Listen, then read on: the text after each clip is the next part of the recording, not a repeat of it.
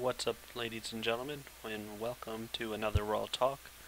I'm your host Rick, and every once in a while, as you guys have been watching, I talk about all kinds of different things within the gaming industry and things in general. Not just video games, although I focus a lot on video games. I do talk about TV. I recently did a cutting the cord talk about cutting your cable company out, and I'm doing all kinds of different things. I'm doing reviews of video games, of beverages like um, the Red Bull editions, and movies and TV shows like I did of House of Cards.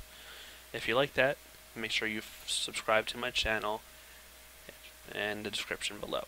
And today, I'm going to be talking a little bit about the recent Nintendo news and Nintendo in general and how I feel about them right now. I've been a big fan of Nintendo over the years, of course, like a lot of people.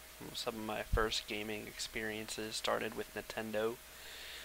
Super Mario Brothers, Super Mario World, Super Mario Brothers 3, um, Zelda, Link to the Past. My first console that I really fell in love with was the Super Nintendo. So there's that. Um, and recently, Nintendo, of course, announced that they were finally getting into the mobile market, mobile gaming, cell phones, and that kind of thing.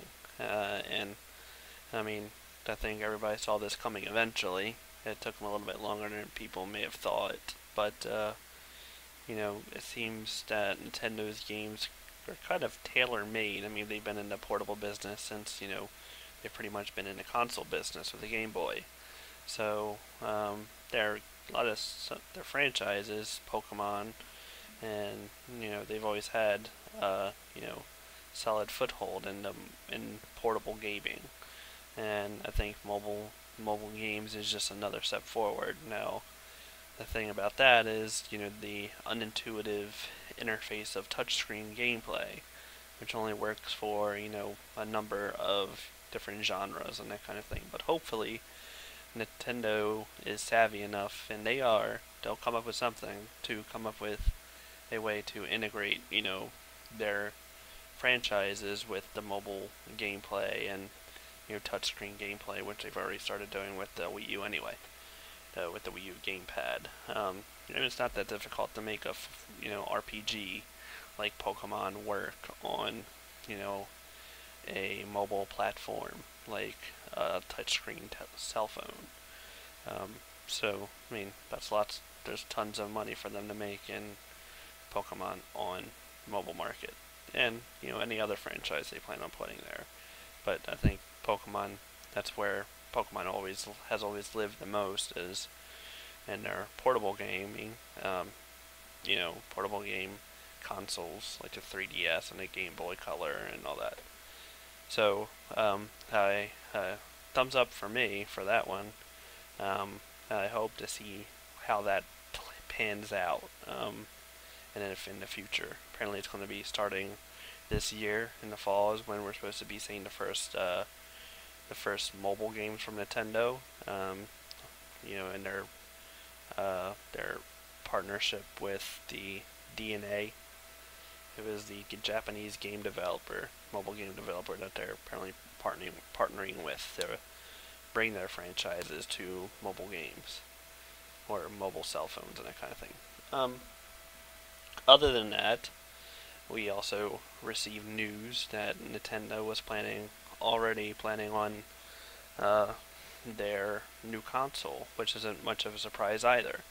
Um, with the way the Wii U is going right now, it's pretty much it's plateaued in a way. Even with Zelda's on the horizon, I don't think you can really get much more mileage out of the Wii U.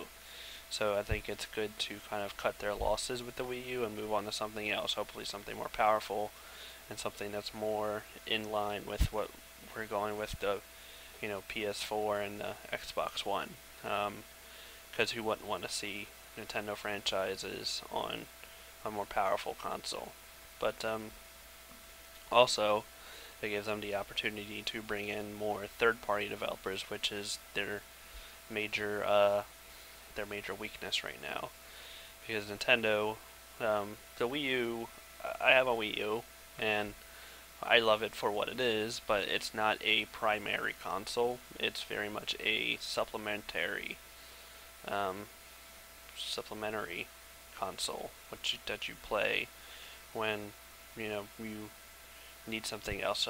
Whenever every 6 months or however long it takes them to release one of their key franchises or the Wii U exclusives, which are all from Nintendo themselves. Occasionally they'll get like the indie favorite and indie hit, like Shovel Knight came out last year, even though it's coming out now for the Xbox One, I think now, and the PlayStation Vita and PlayStation 4.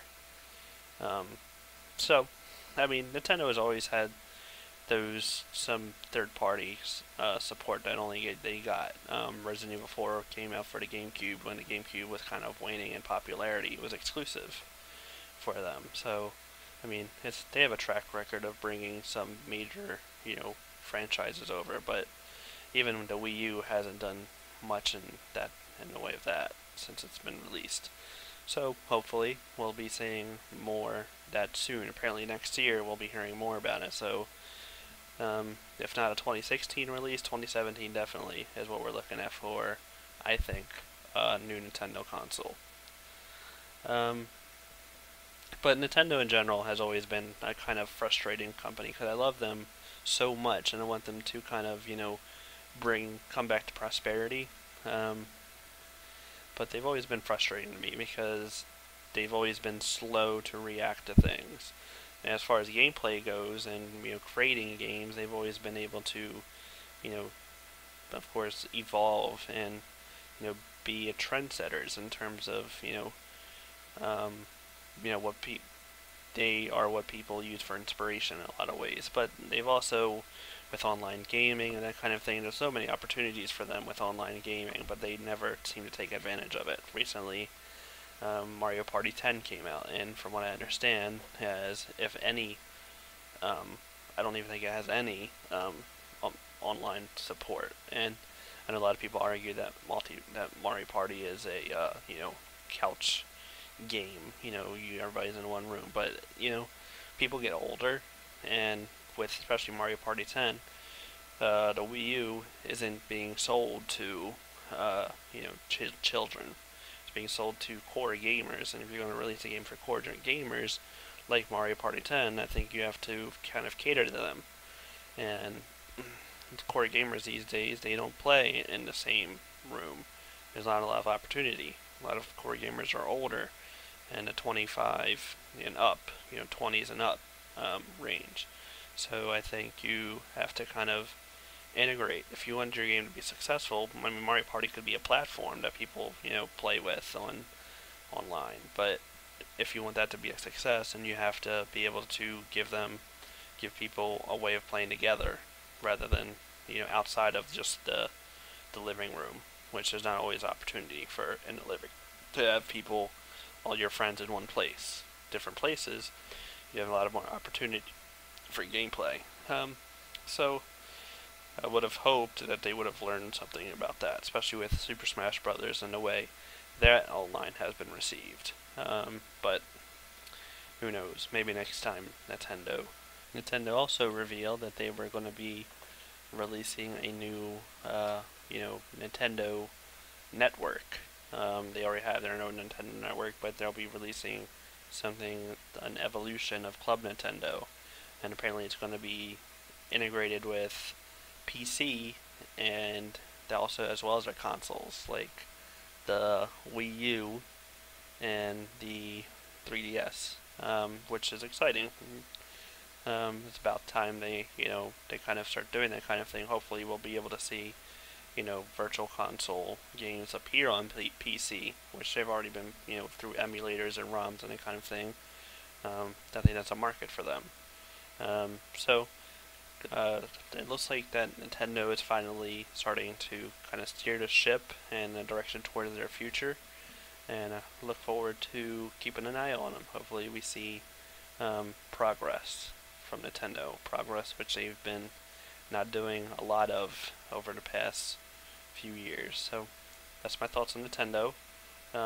If you like that, make sure you follow me on Twitter, on Twitch, and subscribe to me in the description below. I'll also annotate to that. So thanks for watching, and look forward to another Raw Talk coming soon.